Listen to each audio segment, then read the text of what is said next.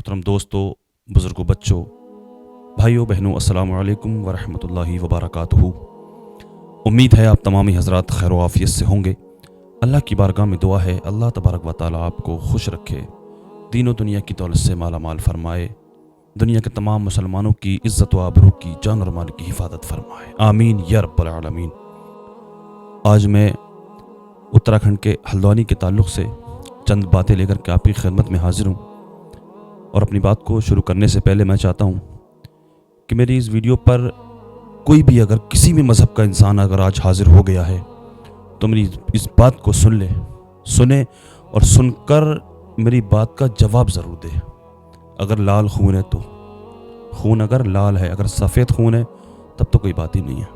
अगर लाल खून है, चाहे वो किसी भी मज़हब का इंसान हो, किसी भी धर्म को मानने वाला इंसान हो, मेरी बात को सुने, दिल में उतारे, मेरी बात को अपने दिल में उतारे, दिल से सुने और मेरी इस बात का जवाब मुझे पहुंचाए ज़रूर। हल्द्वानी के उत्तराखंड में अभी एक दंगा हुआ, बहुत बड़ा बवाल हुआ अभी 24 घंटे पहले। इस बवाल के होने के बाद मैं 24 घंटे के बाद इस वीडियो को शूट कर रहा हूँ। मैंने मुनासिब नहीं समझा, दंगा चल रहा था, बवाल चल रहा था। अब थोड़ा माहौल अच्छा है, अल्लाह पाक और ठीक कर दे, अच्छा कर दे। बहुत बड़ा बवाल हुआ। उस बवाल में, उस दंगे में सैकड़ों लोग ज़ख्मी हुए, पुलिस प्रशासन भी ज़ख्मी हुआ और सैकड़ों मुसलमान ज़ख्मी हुए। ख़बरों के मुताबिक सुनने में आ रहा है कि 6 लोग अपनी जान खो बैठे, 6 लोग इंतकाल कर गए, 6 मुसलमान वहाँ पर इंतकाल कर गए और सैकड़ों ज़ख्मी हैं। अभी न जाने कितने सही रह पाएंगे, बच पाएंगे या इंतकाल कर जाएंगे। और वहाँ पर कर्फ्यू लगा हुआ है, लॉकडाउन लगा हुआ है, पुलिस बहुत लातादाद पुलिस है वहाँ पर और घरों में से निकलना बंद है सारे लोगों का। सारा पूरा हल्द्वानी ब्लॉक है, मार्केटें बंद हैं, लोग घर से बाहर नहीं आ रहे हैं, सारे लोग अपने घरों में पैक हैं।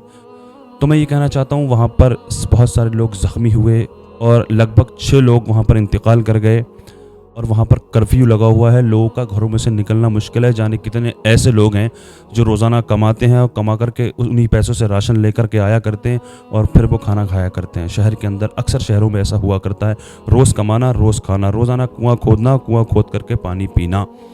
बहुत से लोग भूखे भी होंगे वहाँ पर, हज़ारों लोग भूखे हैं, हज़ारों लोग परेशान हैं। खाना 24 घंटे हो गए हैं, जाने कितने लोगों ने खाना नहीं खाया होगा, क्योंकि पुलिस वहाँ की सरकार के, उत्तराखंड की सरकार के आदेश हैं, वहाँ के सीएम जो धामी जी हैं उनका आदेश है कि देखकर डायरेक्ट इनकाउंटर, उनके गोली मारने के आदेश हैं। अब मैं ये कहना चाहता हूँ कि वो बवाल क्यों हुआ।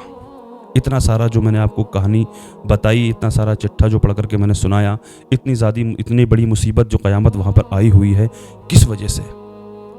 एक छोटे से ज़मीन के टुकड़े को लेकर। किस ज़मीन के टुकड़े को लेकर? जिस ज़मीन पर एक मदरसा बना हुआ था, उस मदरसे में छोटे बच्चे पढ़ने जाया करते थे। उस ज़मीन पर एक छोटी मस्जिद बनी हुई थी जहाँ पर मुस्लिम इबादत किया करते थे उस रब की, जिस रब ने दुनिया के तमाम मुसलमानों को बनाया, दुनिया के तमाम मुसलमानों को पैदा किया। तुम्हारा और हमारा रब, उस रब की इबादत किया करते थे। अब मैं ये कहना चाहता हूँ, वहाँ पर मदरसे को मिस्मार कर दिया गया, मस्जिद को मिस्मार कर दिया गया, शहीद कर दिया गया। शहीद करने के बाद में इतना बड़ा वहाँ पर बवाल हुआ। अब मैं ये कहना चाहता हूँ, आखिर मेरी इस बात का आप जवाब दे दें। कोई भी, चाहे किसी भी मज़हब का, किसी भी धर्म को मानने वाला इंसान हो, मेरी इस बात का जवाब दे दे कि आस्था क्या होती है। आस्था क्या वही आस्था होती है जो राम मंदिर, तो जो बाबरी मस्जिद तोड़ करके राम मंदिर बनाया गया आस्था की बुनियाद पर, वही आस्था होती है जो सुप्रीम कोर्ट का फैसला आया था कि वहाँ पर मस्जिद ही थी, मंदिर नहीं था। और अब जो सुप्रीम कोर्ट का जो फैसला आया था उसको नकार के वहाँ पर फिर भी आस्था की बुनियाद पर मंदिर बनाया गया। तो सिर्फ वही आस्था होती है क्या? जो गुरुद्वारे में इबादत करते हैं कि उनकी आस्था नहीं होती? जो चर्च में इबादत करते हैं अपने रब की, क्या वो आस्था नहीं होती? जो मस्जिद के अंदर इबादत किया करते हैं कि उनकी कोई आस्था नहीं होती? आस्था की बुनियाद पर। तो जो वहाँ पर मस्जिद तोड़ी गई, उनकी कोई आस्था नहीं थी? जो छोटे छोटे बच्चे वहाँ पर तालीम हासिल किया करते थे, मदरसे में पढ़ा करते थे, तो उनकी कोई आस्था नहीं थी? और दूसरी चीज़ ये है, सरकारी ज़मीन थी, ठीक है, मानता हूँ मैं, सरकारी ज़मीन थी, लेकिन वो ज़मीन, सब कुछ सरकार का है, जो हुक्मरान होते हैं, जो प्रधानमंत्री होता है, जो नेता, जो भी होते हैं हुक्मरान, वो हुक्मरान होते हैं, वो मालिक ही होते हैं। सारा कुछ सरकार का ही है, सारा कुछ प्रधानमंत्री का, पूरा हिंदुस्तान पीएम मोदी जी का है, मैं मानता हूँ सब कुछ। अब तो क्या वही जगह सरकार की थी? तो जब सरकार की जगह थी तो हम भी तो सरकार के, अवाम भी तो सरकार की, जनता भी तो सरकार की। जब छोटा सा ज़मीन का टुकड़ा, उस पर नमाज अदा कर रहे थे, मस्जिद बनी हुई थी, तो करने देते? इतनी छोटी सी ज़मीन को लेकर के लाखों हज़ारों पुलिस प्रशासन, पुलिसकर्मी परेशान और अवाम परेशान। लोगों के घर में खाना नहीं बना, लोगों के औरतें विधवा हो गई, जाने कितनी औरतें विधवा हो गई, जाने कितने छोटे छोटे बच्चे यतीम हो गए। तो काई की इंसानियत, कौन सी इंसानियत? मैं ये कहना चाहता हूँ, आखिर मैं ये जवाब लेना चाहता हूँ, वो ज़मीन का टुकड़ा वहीं रह गया, उस ज़मीन के टुकड़े को वहाँ से उठाया क्यों नहीं गया? जब इतना बड़ा बवाल हुआ, उस ज़मीन के टुकड़े को क्यों नहीं उठाया गया? दूसरी चीज़, मिसमार किया उस मदरसे को, उस मस्जिद को मिसमार किया। क्या उस जगह की ज़रूरत ऐसी थी कि वहाँ पर क्या कोई हाईवे निकल करके जा रहा था, या वहाँ पर कोई मंदिर निकला था, या वहाँ पर कोई शिवलिंग निकला था? कुछ नहीं था। या वो बस्ती हिंदुओं की थी? नहीं, हिंदुओं की नहीं थी, सिखों की नहीं थी, ईसाइयों की नहीं थी, सिर्फ मुस्लिम गरीब रहा करते थे, रहते हैं वहाँ पर। मुस्लिम गरीब रहते हैं वहाँ पर, मुस्लिमों की मस्जिद में इबादत किया करते थे। वो उस रब की जिस रब ने तुम्हें और हमें बनाया। एक ही मालिक है हमारा, हमारे तरीक़े अलग अलग हैं, लेकिन हमारा मालिक, इबादत करने के तरीक़े हमारे अलग हैं, लेकिन हमारा मालिक एक ही है। हमारा भी लाल खून है, आपका भी लाल खून है। सफ़ेद खून, मैंने कहा था ना, जो सफ़ेद खून हो वो मेरी बात का जवाब ना दे, जिसका लाल खून हो वो मेरी बात का जवाब दे। अब मैं ये जवाब मांगना चाहता हूँ कि वो ज़मीन का टुकड़ा, उस ज़मीन का टुकड़ा क्या वहाँ से उठ करके कहीं चला गया? वहाँ पर सैकड़ों लोग ज़ख्मी हुए हैं, तो लोगों के घर में खाना नहीं बना, जाने कितने बच्चे यतीम हो गए, और जाने कितनी औरतें बेवा हो गई, जाने कितने बुजुर्ग माँ बाप का, बूढ़े माँ बाप का सहारा चला गया। अब मैं ये जवाब लेना चाहता हूँ, क्या बात, वहाँ तो मुस्लिम बस्ती थी, वहाँ कोई हिंदू बस्ती नहीं है, वहाँ पे सारे मुस्लिम हैं। इस बयान को मैंने किया, मेरी बात को हो सकता है अभी मेरी बात को बुरा लग के मुझसे जवाब मांगा जाए, मुझे बुलाया जाए। क्यों? मैंने किसी के सपोर्ट में नहीं बोला, मैं किसी के सपोर्ट में सिर्फ जवाब मांगना चाहता हूँ। एक इंसान से एक इंसानियत हो, अब एक इंसान होकर दूसरे इंसान से एक इंसानियत होने के नाते मैं ये जवाब मांगना चाहता हूँ। आखिर क्यों ऐसा किया? रहने दिया जाता वहाँ पर, उस मदरसे को छोटे बच्चे पढ़ते थे, वहाँ पे कोई गैर कानूनी काम तो नहीं हो रहा था, कोई नाजायज़ काम तो नहीं हो रहा था, वहाँ पे इबादत की जा रही थी, वहाँ पर मस्जिद थी। मसाजिद तो बहुत सारी तोड़ी जा रही हैं, हिंदुस्तान के अंदर बहुत सारी मसाजिद तोड़ी जा रही हैं। अब इस पर मैं एक चीज़ और बता दूँ आपको, पुलिस प्रशासन पर हमला किया गया। सुनने में आ रहा है कि पुलिस प्रशासन पर पथराव किया गया, वहाँ की आवाम ने पथराव किया और वहाँ पर दंगा किया। ठीक है, सरकारी ज़मीन थी, उसका भी मैंने खुलासा किया, मान लिया सरकारी ज़मीन थी, खुलासा किया, जो भी है। एक चीज़ और मैं बता दूँ, मैं मानता हूँ वहाँ पर पुलिस प्रशासन पर हमला किया गया, वहाँ पर पत्थरबाजी की गई, पत्थर मारे पुलिसकर्मियों के ऊपर, पुलिस प्रशासन के ऊपर वहाँ की आवाम ने पत्थर मारे। लेकिन मैं ये पूछना चाहता हूँ कि किसी अगर परिंदे के, किसी कौवे के घोंसले को भी बिगाड़ा जाएगा तो वो कौवा भी सर में आके पंजे मार देगा। तो वो कुछ तो करते वहाँ के लोग, गलत किया, गैर कानूनी किया, उन्होंने काम नहीं करना चाहिए था।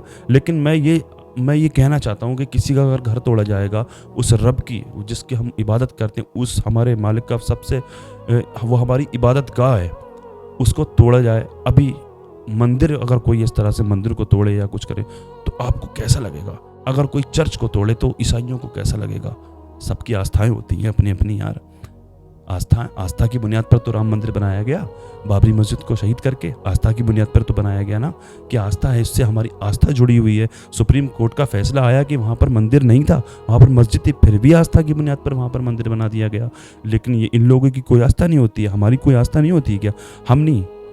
हम इबादत नहीं करते हैं क्या? हम भी तो इबादत करते हैं उस रब की जिसने हमें पैदा किया, जिसने तुम्हें पैदा किया। अल्लाह की ज़ात से उम्मीद है कि मेरी बात आपको समझ आ गई होगी, और मुझे उम्मीद है आपसे आप मेरी बात का जवाब ज़रूर देंगे। अल्लाह आपको हिदायत दे, अल्लाह आपको सलामत रखे, अल्लाह करे समझ आ जाए। उसके बाद मैं अब अपने लोगों से कहना चाहता हूँ, मेरे अजीज़ों, चारों इमाम बरहक हैं। इमाम आज़म अबू हनीफ़ा, इमाम शाफ़ी, इमाम मालिक, इमाम हम्बल, चारों बरहक हैं। जिसको मानो, चाहे जिसकी तकलीद करो, चाहे किसी की भी तकलीद करो, सारे हक पर हैं, चारों हक पर हैं। किसी भी की भी तकलीद करो, जिसको जो अच्छा लगता है वो करे, लेकिन ये सुन्नी, देवबंदी, बरेलवी, ये वाली बातें बंद कर दो, बिल्कुल ख़त्म कर दो। हमको मारा जा रहा है हमारी दाढ़ी देखकर, हमको मारा जा रहा है हमारी टोपी देखकर, हमको मारा जा रहा है मुसलमान जानकर, हमको मारा जा रहा है कि मारूफ जानकर, हमको मारा जा रहा है कि शारोज़ समझकर, शारोज़ जानकर, इमरान जानकर, रिजवान जानकर, सरफराज जानकर। हमको इसलिए मारा जा रहा है, इसलिए नहीं मारा जा रहा है, इसलिए मारा जा रहा है, इसलिए नहीं मारा जा रहा है क्योंकि देवबंदी है, कि बहावी है, कि बरेलवी है, कि सुन्नी है। इसलिए नहीं मारा जा रहा है, इसलिए मारा जा रहा है कि मुसलमान जानकर। जिसको जो अच्छा लगता है वो करे इबादत। मत कहो किसी को कब्र पूज जा, मत कहो। उस वो रब जानता है, रब को मैदान महशर में वो रब सबसे हिसाब ले लेगा, किसने कब्र की पूजा की, किसने कब्र की इबादत की। ला इलाहा इल्लल्लाह मुहम्मदुर रसूलुल्लाह, अल्लाह के सिवा कोई माबूद नहीं, मोहम्मद अल्लाह के रसूल है। मत कहो किसी को कब्र पुजवा, जो करता है उसे करने दो। इस्लाह करनी चाहिए, इस्लाह करें, करते हैं हम, हमारे उलमा करते हैं इस्लाह। लेकिन जिसके समझ में नहीं आता ना, वो ना आए समझ में, उसके समझाने का काम है। बेशक इस्लाह करनी चाहिए, और लेकिन ये वाली बातें बंद कर दो। जिसको जो अच्छा लगता है उस रास्ते पर चले, जिसको जो अच्छा लगता है उस इमाम की पैरवी करे। 4 इमाम हैं, चारों बरहक हैं, जिसको जो अच्छा लगता है उस इमाम की। लेकिन ये खुल्लम खुल्ला, अब इस बात को सुनकर के मुझे जाने कितने सोले कुल्ली कहेंगे, खारजी कहेंगे, कुछ सोले कुल्ली कहेंगे कि इधर का उधर का। मैं जानता हूँ, मेरा रब जानता है। मारूफ रज़ा ख़ान नाम है मेरा, आप भी समझ गए होंगे, उम्मीद है आपको समझ में आ गई होगी। बस मैं इतनी बात कहूँगा, इसके आगे मैं कुछ और नहीं कहूँगा। अल्लाह की बारगाह में दुआ है, अल्लाह तबारक व तआला दुनिया के तमाम मुसलमानों की इज़्ज़त व आबरू की, जान और माल की हिफाजत फरमाए। दुनिया के तमाम लोगों को अल्लाह पाक हिदायत अता फरमाए, तमाम इंसानों को हिदायत अता फरमाए। ख़ुसूसियत के साथ फ़लस्तीन के मुसलमानों की, हिंदुस्तान के मुसलमानों की हिफाजत फरमाए, और मुफ्ती सलमान अज़ीज़ साहब की हिफाजत फरमाए, उनको बाइज़्ज़त रिहाई अता फरमाए। आमीन या रब्बल आलमीन। अस्सलामु अलैकुम व रहमतुल्लाहि व बरकातुहू।